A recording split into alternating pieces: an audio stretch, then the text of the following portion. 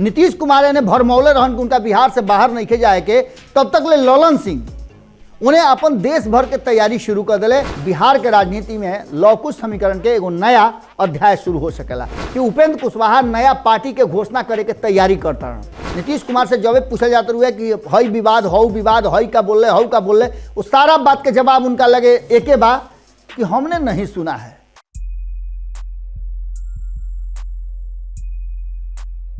हो गई रहित सौदा हमरो बाजार में, हो गई रहित सौदा हमरो बाजार में, बाकी कलम रहे हाथे हमरा इस संसार में।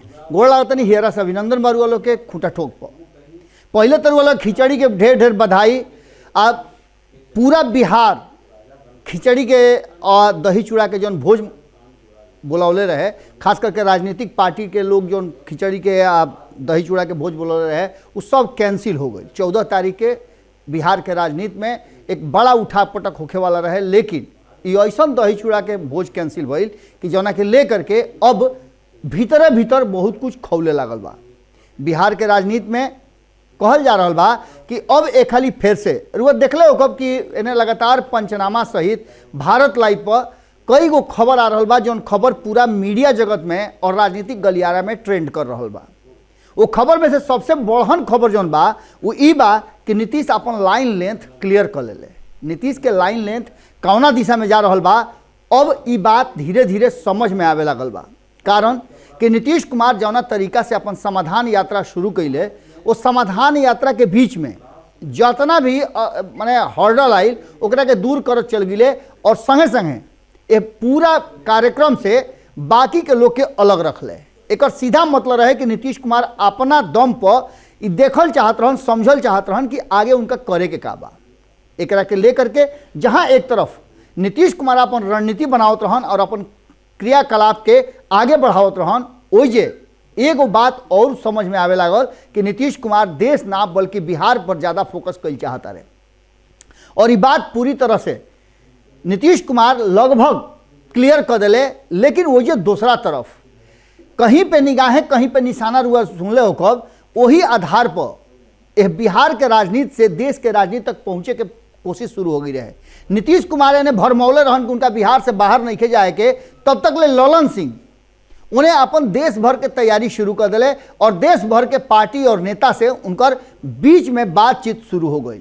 नीतीश कुमार के देश यात्रा पर जाए से पहले, दिल्ली में डेरा डाले से पहले ललन सिंह और उनकर पूरा टीम पूरी तरह से सक्रिय हो गई रहे और एकरा में कई लोग के निर्देश दिहल गई रहे कि उनका का व्यवस्था करे के बाद।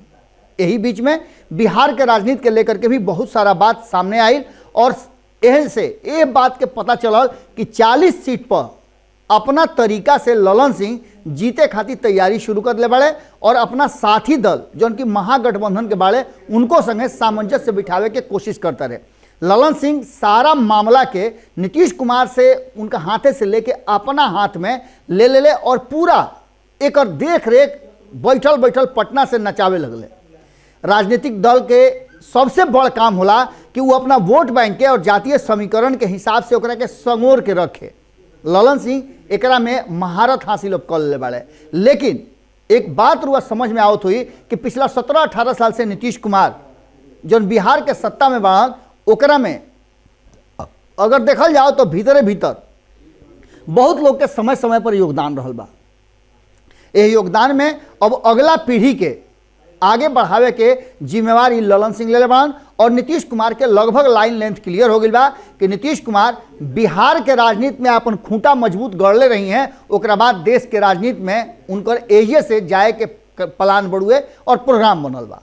एकरा में सबसे बड़ बात बा कि 2024 के चुनाव तक जब तक कि दिल्ली में नीतीश कुमार खातिर कुर्सी के व्यवस्था नहीं के हो जात, तब तक ले वो बिहार के कुर्सी पर से एने ओने हिले वाला नहीं खन, चाहे केहू कतन हो कुछो कल है। इस बीच में रुआ देखले हो कब कि सारा भैला के बाद नीतीश कुमार से जब पूछल जाते हुए कि हई विवाद हई का बोल रहे उस सारा बात के जवाब उनका लगे एके बा कि हमने नहीं सुना है।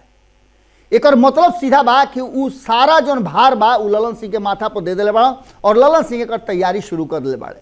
एने रुआ देखले हो कब कि अलग अलग राजनीतिक दल के जौन बयान आवत रहे नीतीश कुमार पर या नीतीश कुमार के लेकर के वो सारा बयान कहीं ना कहीं शांत पड़ल बा। एक साथ साथ एगो सबसे बड़ बात जो चर्चा में चल रहा बा कि तेजस्वी यादव और चिराग पासवान के आमने सामने भिड़ंत करे के तैयारी चल रहा बा, जहां एक तरफ चिराग पासवान के टीम के कहना बा कि चिराग पासवान आवे वाला समय में बिहार के चेहरा हुई हैं, लेकिन भारतीय जनता पार्टी बात कहले कहाँ बा। और वही तो विधिवत रूप से भारतीय जनता पार्टी में उनका एंट्री तक नहीं के भइल। अगर गांव देख के रुआ लागब खुश होके तो गांव के भीतरी जाए के रुआ जरूरत कहाँ बा, लेकिन जब भीतरी जाई तो रुआ असल चीज नजर आई। जैसे नीतीश कुमार के यात्रा जो समाधान यात्रा बा ओकरा में नजर आवता कि नीतीश कुमार से के जाए से पहले ही वो गांव में पूरा रंग रोगन कह के सजा दिया था, आदमी चिन्हित कह के रखल जाते हुए कि उनका का बोले के बाद, उनका के बात तकले सिखावल जाता कि कैसे कैसे बतियावे के बाद, ये सारा चीज नजर आ रहा बा। लेकिन राजनीति में संभावना अनंत होला और चिराग पासवान के सुरक्षा मिलला के मतलब लोग लगावे लागल कि चिराग पासवान और बिहार के चेहरा बनी है और भारतीय जनता पार्टी उनका के सामने ले आई। लेकिन एकरा में भी बहुत पेच बा और खास करके अगर देखल जाओ तो चिराग पासवान बार बार तेजस्वी यादव के जब से उनका भारतीय जनता पार्टी के साथ सहयोग मिलल बा तब से लगातार ये बात के इशारा कर रहा बा कि चिराग पासवान कि तेजस्वी यादव के नीतीश कुमार से संभर के रहे के पड़ी, कारण कि नीतीश कुमार के चरित्र जो राजनीतिक चरित्र बा वो अक्सर अपना साथी के संगे छल और धोखा के रहल बा। ये सारा बात के लेकर के अब एक नया जो विवाद पैदा हो गई बा बिहार के राजनीति में, ओकरा में ललन सिंह जिनका चर्चा हुआ उससे पहले ही सेगमेंट में कहनी है कि ललन सिंह जो बाड़े वो भाजपा में तो हड़होड़ मचौल ही बड़ा, एक संगे संगे कुशवाहा खेमा में भी हड़होड़ मचौले वाले। एक विशेष अगर हुआ टिप्पणी और एकरा पर विशेष जानकारी लेवे के होखे तो हुआ पंचनामा जरूर देख ले, कारण कि पंचनामा में विस्तृत जानकारी दिहल गई बा। एजा तो हम रुआ के तनी मनी जानकारी दे रहल बानी कि कुशवाहा के खेमा जौन की रुआ लोग के पता बा कि उपेंद्र कुशवाहा लगातार बैठक पर बैठक करता रहे और अपना पुरनका टीम के नया जिम्मेवारी दे बड़े हर जिला मुख्यालय पर रह करके आ कार्यक्रम करे के बा।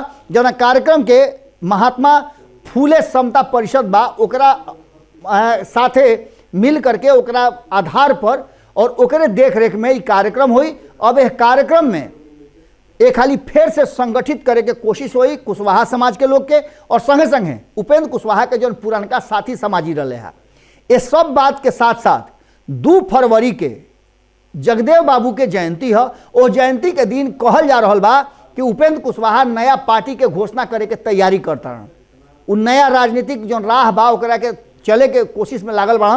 लेकिन ओकरा पहले जो ललन सिंह अपन गेम शुरू कर दिले बाड़े ओकरा में सिर्फ उपेंद्र कुशवाहा ना, उपेंद्र कुशवाहा के ई सुन करके कि भारतीय जनता पार्टी उनका के सपोर्ट करी, ललन सिंह अपना एक्शन में आ गई बड़े। और जानते बानी कि ललन सिंह जब बैटिंग करे खातिर उतरे ले तो धुआंधार बैटिंग करे ले, हैंड आई कोऑर्डिनेशन कहल जाला कि उनका बड़ा बढ़िया बा, सहवाग लेखा बैटिंग करे ले। अब एक पूरा जो मामला रुआ समझ ली कि एक तरफ जहां भारतीय जनता पार्टी में हड़होड़ मचौले बाड़े ओये उपेंद्र कुशवाहा के जो करीबी लोग बा उनका के छाँट छाँट के बीन के चुन के हिगरा हिगरा के अपना संगे ले आवे के तैयारी शुरू कर ले बाड़े। कई गो लोग के नाम बढ़ुए ए बात के लेकर के अब पूरा लिस्टे बन गई बा और कुशवाहा समाज के लोग में खाली फिर से अपन नेता के तलाश हो रहा बा। जहाँ एक तरफ उपेंद्र कुशवाहा के कुशवाहा समाज के एक छत्र नेता मानत रहे लोग, वैसा ही अब आवे वाला समय में उपेंद्र कुशवाहा के समकक्ष नेता के सामने ले आवे खातिर तैयारी नीतीश कुमार के और ललन सिंह के शुरू हो गई बा। बहुत जल्दी रुआ देखे के मिली कि के उपेंद्र कुशवाहा के सामने मजबूती के साथ आ रहा बा। जहां एक तरफ उपेंद्र कुशवाहा लगातार समाज के द्वारा, अपने समाज के द्वारा अपना जातीय समीकरण में अंगुली दिखावल जाता रहे, ओइए अगर उनका विकल्प अब मजबूत विकल्प सामने आ जाओ तो निश्चित रूप से बिहार के राजनीति में लौकुश समीकरण के एगो नया अध्याय शुरू हो सकेला। एकरा पर पूरे मजबूती के साथ जहां एक तरफ भारतीय जनता पार्टी लागल बा, रुआ देखला होगा कि सम्राट चौधरी के सामने करके भारतीय जनता पार्टी लौकुश समीकरण के अपना फेरा में करे के बा और सम्राट चौधरी काफी सशक्त और जमीन से जुड़ल नेता बाड़े, ई बात रुआ इनकार ना कर सकीले। और ये दूसरा तरफ अब ललन सिंह भी बहुत जल्दी रुआ लोग के सामने जैसे ही अपन लाइन लेंथ क्लियर करी हैं उपेंद्र कुशवाहा, वैसे ही जनता दल यूनाइटेड में भी एगो रुआ विशेष रूप से देखे के मिली कि कुशवाहा समाज के मजबूत नेता सामने आ गए बड़े और लौकुश समीकरण एक बार फिर से साधे के कोशिश होता। जितना घाटा आरसीपी सिंह के गैला से होखे वाला रहे ओकरा के सारा क्षतिपूर्ति जौन बात ललन सिंह कर दिले और आवे वाला समय में अभी तो शुरुआत बा। ललन सिंह के कहना बा कि भारतीय जनता पार्टी के अब अभी सैकड़ों नेता उनका टच में बाड़े और उनका संगे जुड़ी हैं। बिहार के राजनीति बड़ा तेजी से बदल रहा बा। ये बदलत राजनीति के कमेंट्री असही हमनी के जारी रखले रह जा। रुआ देखत रही भारत लाइव, पंचनामा और खूटा ठोक के।